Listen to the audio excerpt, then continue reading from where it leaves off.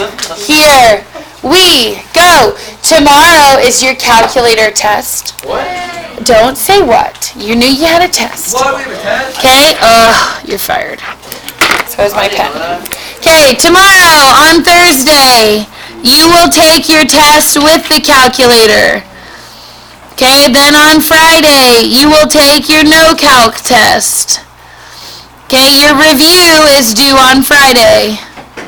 So, obviously it's long. I'll send you the answer key so that you can go over it. If you need help, I'll be here during lunch. I'll be here after school today. I'm off theta, but you can come to the lecture hall. Or you can come tomorrow. I'll stay till 5. Okay? Alright, so the last thing that I need to remind you of before we jump into your review is the purple sheet. We're not making it in class. Class is already shorter than last year. The review page takes about 10 minutes to write down. So, you're doing it at home. You already have it in a video form. If you don't make it, you don't get one. So, go home tonight, get out your purple sheet that you already got. You already have the video. Watch it, write it down, you get to use it. If you don't write it down, it's not like you're penalized, but you don't have that resource. Yes? Is the video on Google Classroom or is it on It's through Remind 101. What if we get a purple sheet? Okay, but I can also, purple sheet's right there, just get another one. Okay? Alright, so look at your review. Here's my plan. Okay, so for 4th period, we got through about maybe a third of it. So if we try to do different questions, then I'll just post both videos. So if you suck at this stuff, you can watch 4th period, and then you'll have double the help. Okay? So, go ahead and turn for me, please. Turn to number 5. Take a look. Now, I can pick or you can pick. Do you have certain questions you want to go over for sure? 8? Sure. Okay, 7 is a good one to do. Okay, let's do 7, then we'll do 8. Okay, so look at it. First question. If we're talking about tangents, we need to take the what? We need to take the derivative.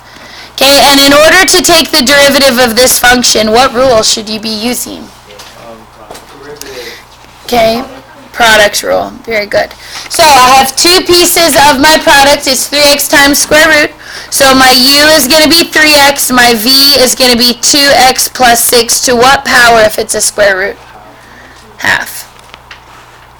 So from there, we're going to take the derivative of each part. What is u prime if u is 3x? 3. What is v prime? You're going to need chain rule. So my 1/2 is going to come down to the front. And then 2x plus 6, remember your core stays the same. And then I need to take away 1 from 1/2. What's 1/2 minus 1?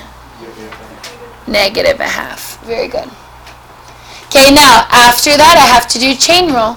What's the derivative of the middle for me to multiply at the back? Times an extra 2. And then I notice that if I have 1/2 and a 2, and they're times together, those basically cancel just to be a 1. Okay, so that makes our product rule a little bit simpler. Okay, so from here, let's write our derivative. So if this is f, the derivative is called f prime. And then I'm going to do this diagonal first, but remember, it doesn't matter. You could do either one first. So I have 3x times 2x minus 6 to the minus 1/2 plus. Remember, the 1/2 and the 2 crossed out. Okay, then I have 3 times 2x plus 6 to the regular 1/2. Okay, from there, next step. Oh, wait, I did. Thank you. That was my bad. Okay, from there, I'm going to change my halves back to square roots. Yes, ma'am. On this one, so remember, you times the 1/2 down, and then you take away 1. So if I do 1/2 minus 1, that leaves me with a negative 1/2 left over. Okay, so from here, I need to switch these back to radicals. Now, where does a negative 1/2 power belong? On the bottom. So that's really a 3x over root 2x plus 6. And then for my second term, this is a positive 1/2. Where does that belong? Still on the top. So 3 square root 2x plus 6. Now, I want you to think about, what do you do from here? Common denominator. Good job. So I need to multiply both the top and the bottom by a root 2x plus 6 so that I can have one big fraction instead of two separate fractions. That's not allowed for line charts and stuff. So from here, they both have a root 2x plus 6 on the bottom. Put it over here, root 2x plus 6. Okay, but now on the top, I have a 3x plus from over here. And then over here, if I have a root 2x plus 6 times another root 2x plus 6, what is that really? Just 2x plus 6. Just a 2x plus 6. Now, what was in front of that, though? A 3. So then from there, I would say, okay, well, now that I have a common denominator, I have x's on the top, I can put those together. Now, if I have a 3 times a 2x, how many x's is that? 6x. But then I have 3 more from here, so how many? 3x times 2x is 6x, plus 3 more is 9x. And then what about 3 times the plus 6 here? Plus 18. Then on the bottom we have a root 2x plus 6. I'm just going to leave that alone. Okay, the last step that I still need to do is to look for if I can factor the top and the bottom. Remember that critical numbers can come from either spot. What can I factor out of the top now that I've reduced it? A 9. What's left over? X plus 2. On the bottom, what can I take out of 2x plus 6? A 2. What's left over? X plus 3. Okay, now if you look at the way that this is worded, I have 2 critical numbers. One of them is going to make it horizontal. The other one's going to make it vertical. Remember that when you have a 0 on the top, that's going to make it a horizontal or a 0 slope. When you get a 0 on the bottom, what's it going to make it? An undefined slope or a vertical slope. So I'm going to put over here as my answer. It will be horizontal when x is negative 2, and it will be vertical when x is negative 3. Okay? And then one more time, remember, critical numbers can make it 0 or undefined. So this would be where it makes it 0. This would be where it makes it undefined because it gives you a 0 on the bottom. Make sense? Okay. Next one I wanted to look at is number 9. There's one kind of similar to number 9 on your non-calculator test. So go ahead and just scooch up, up, up, up, up. Okay, how many layers does the equation in number 9 have? 3. What's the outside layer? Everything is cubed. Okay, then what's inside the cubed? And then what's inside the sign? 2x.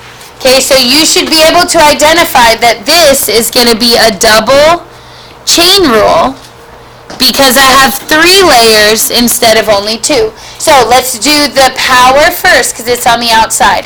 So my 3 is going to times down to the front. What is the new power going to be on sine 2x? It used to be cubed. Now it's only squared. Then I need to times by the derivative of the middle. What's the derivative of sine 2x? Cosine 2x stays the same. Then I move to the middle of cosine. The core of cosine is a 2x. What's the derivative of that? An extra times 2. So look at your answers. Okay, what coefficient do I want in the front? A 3 or a 6? Because I have 3 times 2, that gives me 6. Then I need a cosine 2x, then I need a sine 2x squared. So which of those answers is correct? Do you see it up there? See it? Get it? Good job. Okay, good. Okay. Okay.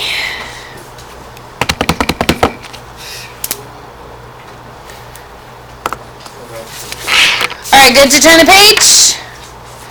Alright, next one is a chart. Do you want to do a couple or you got it? Do a couple? Okay, let's do letter C. Okay, you have a function. It says h of x is f of 3x over 2x. We want h prime. What rule do we need? Quotient rule. Quotient rule. So remember, the way quotient rule works, you're going to do your high, which is f of 3x, and your ho, which is 2x. Okay, if f of 3x is the top, what's the derivative of that?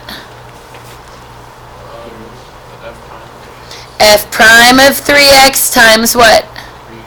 Times 3. Why do I have an extra times 3? Because it's chain rule, right? It's not f of x, it's f of 3x. Okay, then ho is 2x. What's d ho? Just a 2. Then from there, you're going to write your derivative, then plug in the number that they give you. So for example, if this is h prime of x equals ho d high. Now, can I go ahead and multiply the 2x and the 3 together? Yeah, so 2x times 3, that's really a 6x f prime of 3x. Plus or minus for quotient rule? Minus, and then high d ho would be 2 f of 3x. Thank you. See, boy. Okay, all divided by ho squared is 2x squared. What is 2x when you square it? Okay, you can put 4x squared, or you can write it the way I wrote it with parentheses. Up to you. Okay, then what x are we plugging in? We want h prime at 1. So let's do it. Ready? One term at a time. 6 times 1, what do I get? 6 times. Plug in a 1 right here. What do I really want? F prime of 3. Because I do the 1 times 3 in the middle is a 3. Then I look up f prime of 3 in my chart. So f prime of 3 in the chart is -1. So I have 6 times -1 minus 2 times. Then I take my 1, I plug it in here. Well, 3 times 1 is 3. What's f of 3? F of 3 is 3. Okay, then on the bottom, we're plugging in a 1 here. 2 times 1 is 2. Then I square it. What do I get? 4. On the top, 6 times -1 is -6 minus 6 more. What do I get? -12 divided by 4. What's that? -3. And that would be all for answer C. Make sense? Okay. Alright, any other ones off this page that look confusing? Letter H, change x equals 0 to x equals 1. Do you want to do that one with an equation? Okay, how do you write the equation of a tangent line? 2 things. Point and a slope. Okay, remember for the point, what do you plug into? Original or derivative? Original. So remember we changed this to a 1, so my x is 1. But then I need to plug into the original to know the y value. So f of 1 equals ln 1 times f of 1. Look in your chart. What's f of 1? Okay, very good. Look here. F is right here. F of 1 is 4. Okay, and then what is ln of 1? It is 0. Good job. So what do I get when I do 0 times 4? 0, right? So because ln is 1, it really didn't matter what f was. I multiply by 0, I get a 0 for my y value. Okay, then for my slope, I need to take the derivative. What rule do you need?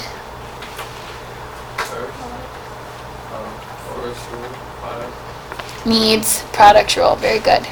So my u is going to be ln x. My v is going to be f of x. Now, do you remember the derivative of ln x?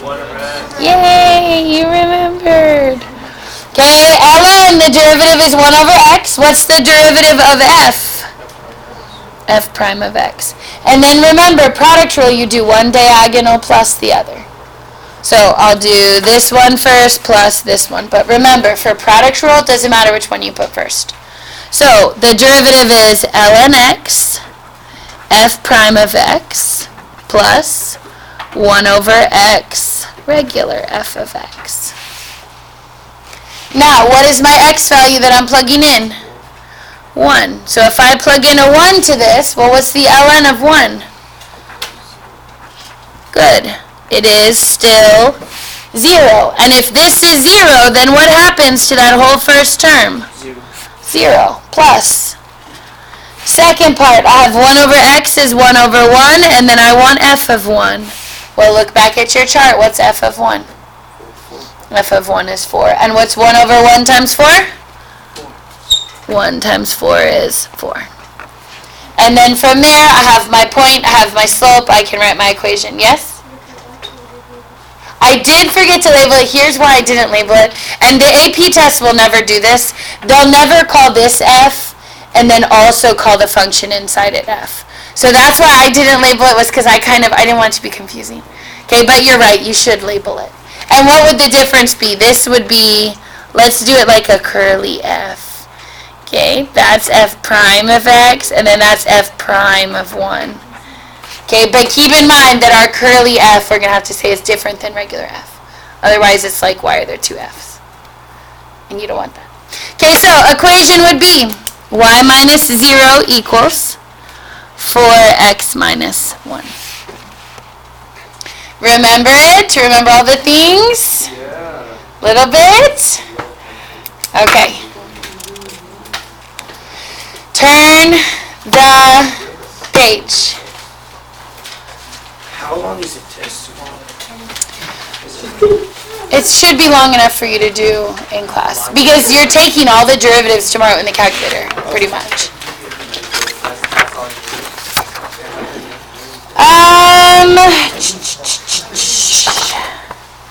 Let's do number 15. Number 15. And actually, since you have your calculator test tomorrow, do you want to get a calculator? Yes?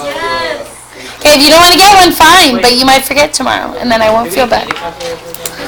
You get to use mine tomorrow if you don't have your own.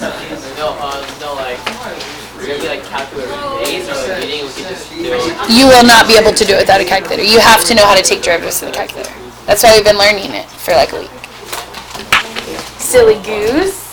Okay, but would you like a calculator to practice? I have so many. Okay, here you go. You need one? Yeah, of course. Okay, should you type in regular f? You need one? Should you type in regular f? No, what should you type in? F prime. F prime, and did they give you F prime? No, then you need to take the derivative. So what rule, what rule are you going to use to take the derivative of that? Chain rule. So derivative is, you need to type it in. You need to. Wait, what? Cosine, core stays the same, then multiply by the derivative at the back. Okay? Huh? Okay, that's a good question. Let me show you the difference. If it was product rule, sine would need to have its own x apart from the function. So like, look, I'll show you. If it were product rule, it would be like this.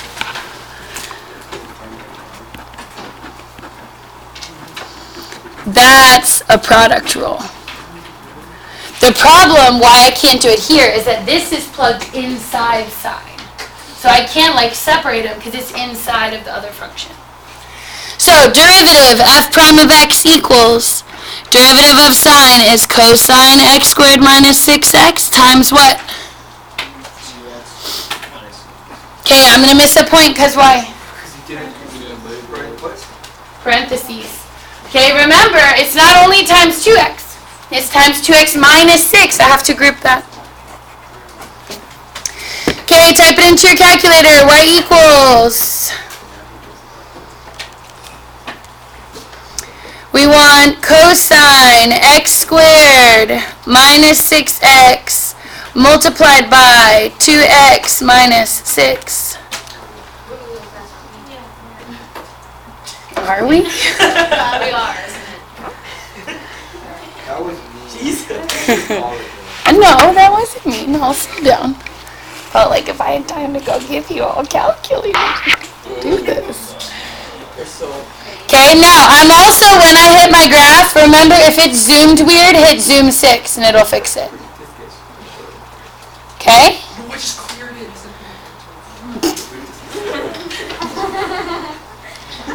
Okay, so look, mine actually is zoomed weird. Not ideal. I thought we were doing the level like 10 level. Oh, and actually, look, we're only looking from where to where? 0 to 2. 0 to 2. So that'll make our graph easier. 0 to 2. 0 to 2. Window 0 to 2. Having 24 hours. Wait. Mine looks different than that. Yeah, mine. Mine looks what are you two?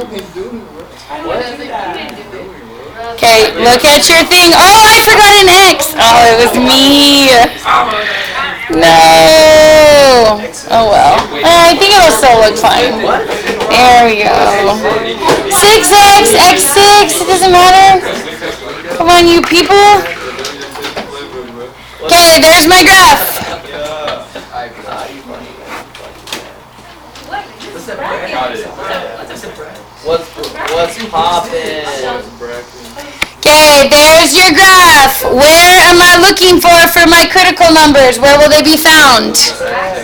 Okay, x-axis. It looks like I have 3. Do you remember how to find them? Okay. Second trace, find the zeros. Letter B, or option 2. Okay, left bound, I'm going to go from 0 to 0.5, because I don't like doing the little arrows. You can do it if you want. Okay, my first one comes out to be 0.2743. 2743. Then second trace, option 2 is 0. I'm going to go from 0.5 until 1. And I'll sandwich the other one. Now, somebody in the other class was like, what if I sandwich 2? It's going to give you an error because it doesn't know which one you want. You can only find them one at a time. Okay, so 0.9293. Okay, then last one, second trace, 0. And I'm going to go between, let's say, 1.5 and 2, which is the end of the interval. Okay, and we'll see, it looks like there's one more barely at 1.9294. Okay? So my critical numbers are 0.2743, 0.9293, and 1.9294. Okay? Now, the second part of the question says to label them as a max, min, or neither. What type is the first one, 0.27? A max, a min, or neither? It is a min because why? Negative, positive. Okay, what about 0.92? Positive, negative, so it's What about min at the end? It's I just said it. It's min. Okay, how would it be a neither if it bounced and then stayed on the same sign and didn't pass through? Okay? Alright, the other thing I want to just review with you is what if you wanted to know when f is increasing? What would you be looking for on the graph? Okay, listen to it carefully because I think all of those were wrong. Okay, plus. F is increasing when f prime is positive. This is a graph of f prime. So if I want f to be increasing, I'm not looking for a positive slope here. What am I looking for? Above the x-axis. Good job, Krish. So that would be from 0.2743 until 0.9293. Okay, then also 1.9294 until 2. Okay, because f prime of x, the graph I'm looking at, is greater than 0. That is all over your test both days. You have to remember, you're not looking at f, you're looking at f prime. So f will be increasing when f prime is above the x-axis. Wait, so what's the one where the positive? That's speed. And that's really only for particle motion. Wait, so what question is this for? I just added that since it's on your test. It's on other questions, but this question doesn't ask. Okay, points of inflection, where do you find those? Okay, where the sign of what changes? Okay, so listen, points of inflection occur when f double prime changes sign. So if this is f prime, f double prime is the slope of this graph. So if I need the slope to change sign, put x's on the graph where the slope changes. I have a positive slope until here. I have a negative slope until Here. here. And then it does not look like it changes at the end, but if it did, I could have one more. So I have points of inflection at x equals, how do I find these x's? Maxes and mins in the graph of f prime. So second trace, I'm going to find the minima or maximum first since it occurs first in the graph. I'm going to estimate, I want the max between 0 and 1. Okay, that will give me the highest point between those two values. So it occurs at x equals 0.5623. And then I need the minimum over here, so second trace, I'll go to my minimum option. And then I'm going to find the minimum between 1 and 2. But if you want to do the little cursor arrows thing, totally fine. Still will give you the right answer. Okay, guess I do not want. I have to push enter one more time. Okay, so the other one occurs at 1.3005. What if I round that off to 1.3? Do I get credit? No. 4 decimals every time. Okay, what if the graph asked me where f is concave up? What would I be looking for on my graph? Okay, let's write it out. F is concave up on, what is concavity in the graph of f prime? Concavity is the slope. So I would want here, and then I would want here. So make sure that you understand that relationship. This is an f prime. I'm not looking for up like a cuff on this graph. I don't have the original graph. I'm looking at the derivative. Okay, so it would be concave up on 0 to 0.5623 union, and then it would be from 1.3005 to 2. Okay, so hopefully you understand that relationship. If not, we can do maybe one more of those if we need to. Do we need to do another one like that? No? Okay. All right, turn the page.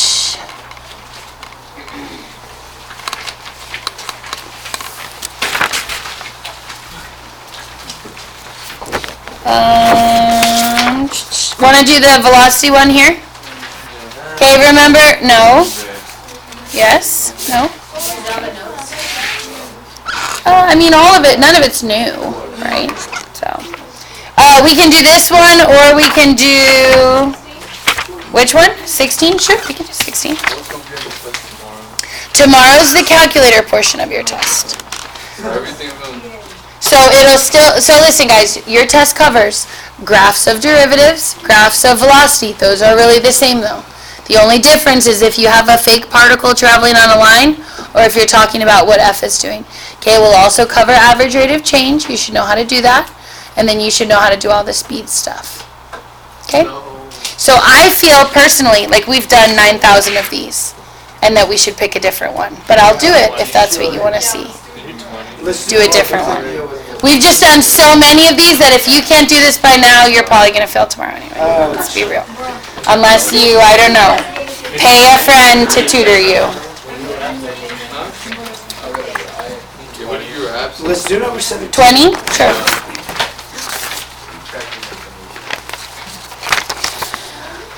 20. Okay, let's do 17 and then 20, and then we'll probably be out of time. Okay, let's do 17 first. Okay, 17, then 20, then probably the bell will be about to ring. Okay, so it says, a squirrel starts at a building at time 0. It travels along a straight horizontal wire connected to a building. For 0 to 18, his velocity is modeled above. What is this a graph of? Velocity. Okay, very good. Part A, find velocity at 8. This is a graph of velocity. At 8, what's his velocity? 10. What's his speed then? I don't know. Still 10. Remember, you just take direction off, but if he was already positive 10, it stays positive. What is his acceleration? What do I look for? The slope. I need to count the rise over run, and it's always best to count the rise over run from pretty points. So I'm going to use this endpoint and this endpoint. So I go down 20, I go over 2. What's my slope? Negative 20 over 2 is negative 10. Okay, let's throw in some units. This would be meters per second. This would be meters per second squared. You should know that as well. Okay, now we're going to do the exact same thing at 10 seconds. At 10 seconds, what is his velocity? Negative 10. What does that make his speed? Positive 10. What does that make his acceleration? Zero. Undefined. Why is it undefined, even though you know I was already writing it? Because V has a corner. You cannot take the slope of a graph at a corner. It's not allowed. It's not differentiable. So at that point you would say acceleration at that point is undefined because I cannot take the slope at a corner. Okay, next question. When, if any, does the squirrel change direction? 9 and 15. Okay, very good. At 9 and at 15, what would my explanation be? It's listed as Sign changes. Okay, t equals 9 and 15 because v of t changes sign. If you only put because the sign changes, you're not going to get credit. That doesn't work. Okay, then it says on 0 to 18, does he have a relative maximum? Yeah, and 9. Okay, why is 9 the max instead of 15? Because his velocity changed from a positive to a negative. That's a max. What happens at 15? It's a minimum. Very good. So I'm going to come down here. I'm going to put, I have a relative max at t equals 9 because v of t changes plus to minus. Next question, when is his speed increasing? Speed, I need the same sign for what two things? Okay, for velocity and acceleration. What is velocity in this graph? The y values. What's acceleration? The slope. So that means I can be above positive y value with a positive slope, or I can be where? negative. Below with a negative slope. So let's do above with a positive slope first. Where does that happen on your graph? 0 to 2. Okay, above with a positive slope, 0 to 2. And here as well, right? Both of these two sections, I'm above and I have a positive slope. Then when am I below with a negative slope? 9 to 10. Very good. Make sense? Okay. So 0 to 2. 9 to 10. And then, what was that? 15 to 16?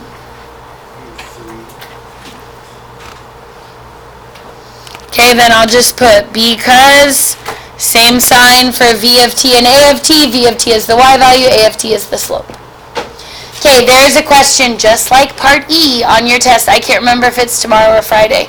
Okay, but it says to find average acceleration. How do you find average acceleration? A-rock. So I'll do v of 4 minus v of 0 over 4 minus 0. Look up at your graph. What's the velocity at 4? 20. What's the velocity at 0? Okay, what's 20 divided by 4 then? 5. Now, indicate units. This would be acceleration, so it's meters per second squared. Okay, this is the part that some of y'all that never do your homework or just always copy off people are going to get this wrong. Okay, does mean value theorem guarantee that there is a time where the acceleration is equal to 5? No. No. Why doesn't mean value theorem apply? Okay, mean value theorem only applies to differentiable functions. If I have a corner here, doesn't count as differentiable. Okay, and there were a couple like that on your homework.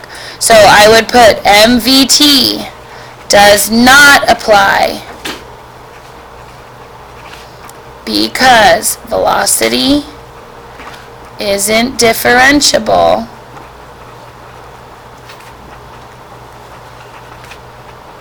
on 0 to 2 since there's a corner. Oh, thank you. It is 0 to 4.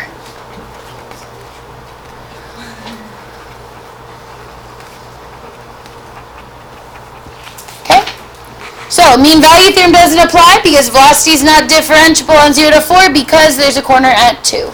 Now, could you say that a little shorter and probably still get points? Yeah. Okay, this is a 4 if you can't read that. Okay, good? We have time for one more.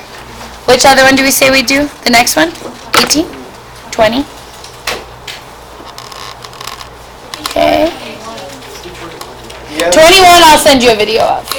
21 is harder than what you'll see on the test, but I'll give you extra credit if you do it. Okay? I'm done. You can lay your head down. Is this You due feel to the you need test? to. When's your review due? Friday. I'll go over the interpret with you in a second. Okay, 20, look at it. Okay, you have an equation. You need the graph of velocity. What do you need to do? Take the derivative. So if the original is e to the sine t, what is velocity? E to the cosine t. Not e to the sine t times cosine t. Okay, remember, that's chain rule. You don't change the original exponent. The core stays a sine, but I multiply its derivative behind it. Okay, then what interval are we graphing it on? 0 to 2 pi. So let's set up in our calculator. We want y equals e to the power of sine x multiplied by cosine x. Oh, oops.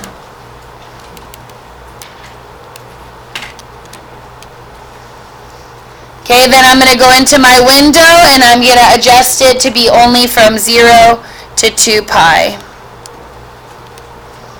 So that I'm not looking at a bunch of extra. Remember, all your trigs are going to have tons of up and down, up and down, up and down. Okay, so let's look at our graph. So it starts above, then it goes down, up, and then up.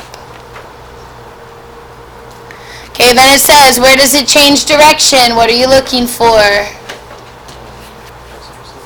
X-intercept. So I have one here, I have one here. So y'all find the first one, I'll find the second one. Second trace, find the 0, and that looks like between 4 and 6. The second one is 4.7, 1, 2, 3. Y'all get the first one? 1.5707. Okay? So then I would put, how many times does it change direction? Twice. At the two values where v of t changes sign. Okay, which you know means it has to be an x-intercept that passes through the x-axis. Next question, when does the particle change direction? Or wait, when is it traveling to the left? What am I looking for? It's below the x-axis. I need to be below the x-axis. What interval does that happen on? From 1.5707 until 4.7123. Because v of t is less than 0 on that interval. Okay, I'm looking for below because I need velocity to be negative, and this is a graph of velocity. Then it says, when do I have a minimum position and a maximum position? Okay, well, when do we have a min? Yep, this is your min. What's the other one? That one's your max. Okay, then from there we want the acceleration at 3. What's the acceleration in the graph of velocity? Acceleration is the slope. Okay, hopefully you remember how to find slope. Second trace. Come down to the derivative option, which is number 6.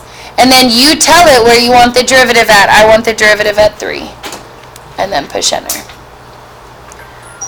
So I got 0.966104.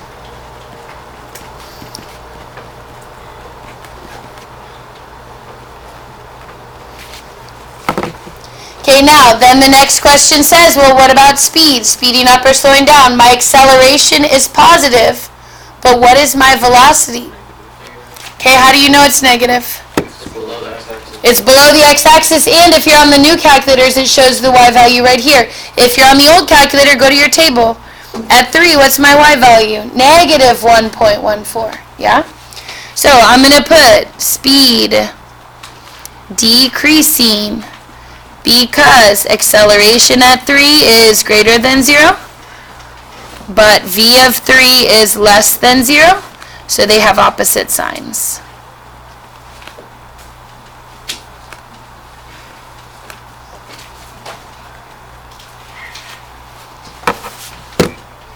Make sense?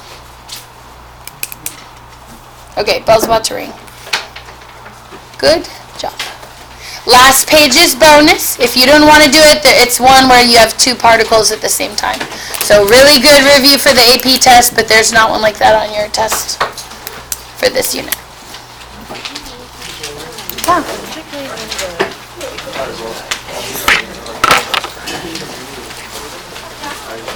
Okay, so you have second e to the power of right here.